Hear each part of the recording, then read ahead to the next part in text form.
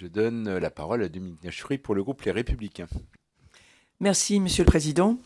Le président Yves Durand a rappelé le cadre et la démarche du comité de suivi de la loi du 8 juillet 2013, dite de refondation de l'école de la République. Le rapport présente la mise en œuvre de la réforme de la formation, la mise en place des nouvelles instances, Conseil supérieur des programmes et Conseil national de l'évaluation du système scolaire, les premiers constats sur la relation entre l'école et les parents et traite en premier lieu de la priorisation du premier degré. C'est sur cette priorité au premier degré que vont porter mes propos. L'attente était forte, les mesures annoncées ont été plutôt bien accueillies, mais la mise en œuvre reste en deçà des attentes. Le décalage avec le terrain et dans l'application des réformes est relevé, et à ce jour, la priorité au primaire n'est pas perçue comme une réussite. On peut mettre en avant plusieurs raisons. Première raison, aucune adaptation de l'organisation administrative ou statutaire correspondant à la mise en place de la continuité éducative à partir de la priorité au premier degré. Par exemple, les obligations réglementaires de service statutaire des enseignants de premier et de second degré restent inchangées. Deuxième raison que l'on peut avancer, la réforme des programmes qui ne sera active qu'à la rentrée 2016. Or, les nouveaux programmes de cycle touchent tous les élèves, tous les enseignants. Enfin, des moyens budgétaires peu visibles. La Cour des comptes souligne la sous-réalisation du schéma d'emploi sur le premier degré et sa surréalisation sur le second degré, en décalage avec les priorités affichées. Sur les mesures principales. Ces mesures principales sont les nouveaux cycles d'enseignement, les nouveaux programmes de cycle, le conseil école-collège, l'éducation prioritaire, le dispositif plus de maîtres que de classes, la scolarisation des moins de 3 ans et les nouveaux rythmes scolaires.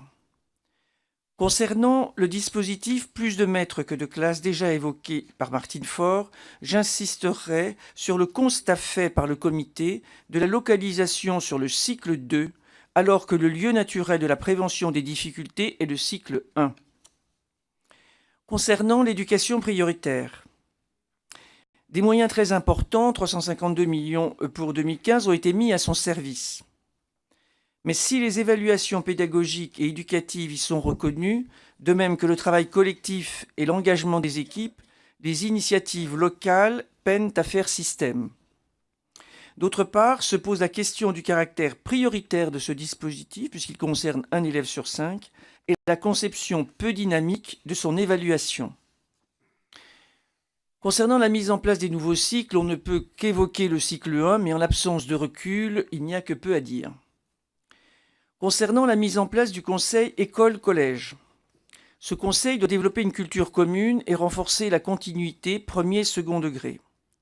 En l'absence de raccordement avec les nouveaux programmes, ce conseil est ressenti comme une coquille vide par les enseignants.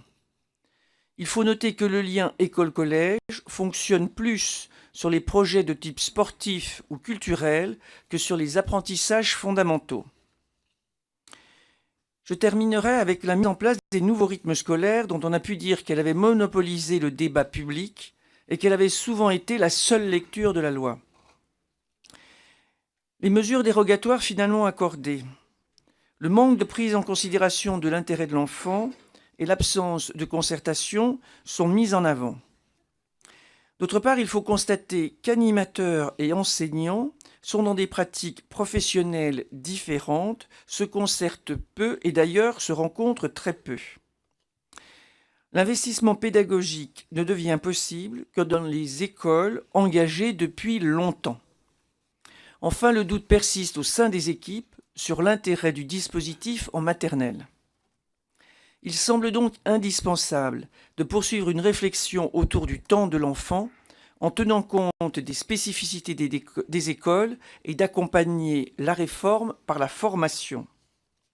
S'il me reste quelques instants, Monsieur le Président, je voudrais faire part d'un constat général plus récurrent.